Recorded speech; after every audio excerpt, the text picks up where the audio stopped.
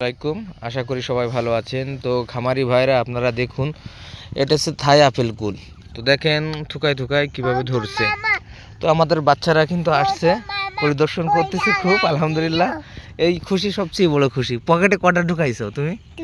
দুটো ঢুকাইছো? এই যে অনেকগুলা মিথ্যা কথা বললে কেন? হ্যাঁ, এরা আসলে প্রচুর মজা নিচ্ছে, আমিও সেই সাথে নিচ্ছি, আরও অনেকে নিচ্ছে। আলহামদুলিল্লাহ, এরকম কুল যদি আপনারা বাণিজ্যিকভাবে চাষ করতে চান অবশ্যই পাবেন, কিন্তু মূল কথা একটাই, এই যে এদিকে দেখেন, দু চোখ যেদিকে যায় শুধু ঘের আর ঘের, ঘেরের পাশ দিয়ে কিন্তু এটা করছে। ও সবচেয়ে বড় জরুরি একটা বিষয়, খেতে পানি থাকবে, চারিপাশে গাছও ভালো থাকবে এবং পরিচর্যা করা লাগবে। আর সবচেয়ে মূল কারণ সেটা হচ্ছে কি, আপনারা যারা দেখেন এত ফুল বা ফল হয়, তার একটাই কারণ নোনা আবহাওয়া। টক জাতীয় যে ফলগুলো, এগুলো কিন্তু নোনা আবহাওয়ায় খুব ভালো হয়। আমরা দেখাই আপনারা বাগান করার জন্য খুব লাফালাফি করেন, কিন্তু আসলে বাস্তবতা কিন্তু আপনারা এটা ভাবেন না।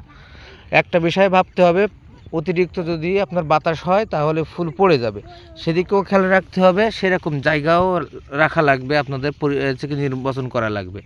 তো দেখেন ফুল কিন্তু বেশ বড় হয়। তো এরকম চারা আমাদের কাছে অ্যাভেলেবল আছে। আমরা কিন্তু এগুলো বাণিজ্যিকভাবে চাষ করে থাকি এবং সারা বাংলাদেশে আমরা পাঠিয়ে থাকি। তা আপনারা অবশ্যই আমাদের ভিডিও দেখে উৎসাহিত হতে পারেন, কিন্তু নির্বাচন আপনারাই করবেন, কারণ নির্বাচন সবচেয়ে বড় জিনিস। আমরা আপনাদেরকে দেখাচ্ছি, আপনারা সেটা উদ্বুদ্ধ হচ্ছেন, কিন্তু আসলে সব সময়ের জন্য জায়গাটা নির্বাচন করা হয়েছে মেন সাবজেক্ট হয়ে দাঁড়াচ্ছে।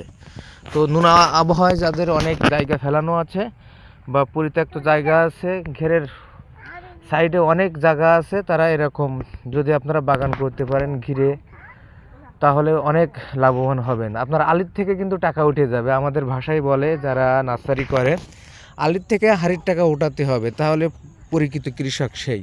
তো এখানে কিন্তু ঘেরের প্রজেক্ট আছে বেশ বড়। দেখেন ওই যে খাবার দিচ্ছে পাতাকপি, ওইদিকে দেখেন প্রচুর আকারের পাতাকপি দিচ্ছে।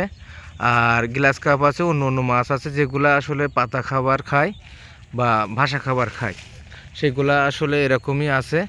তো আপনারা বাগান করতে চাইলে করতে পারেন, সমস্যা নেই। কুল জাতীয় যেগুলো আছে আমাদের কাছে, সব জাতীয় চারা আমাদের কাছে অ্যাভেলেবল আছে। আর এরকম গাছ বানাতে যদি চান অবশ্যই আপনারা ভালো একটা মালি নেবেন, যারা দক্ষ তাদের কাছ দিয়ে আপনারা নির্বাচন করবেন, অবশ্যই দেখবেন তারা একটা আশাস্বরূপ ফল দেবে।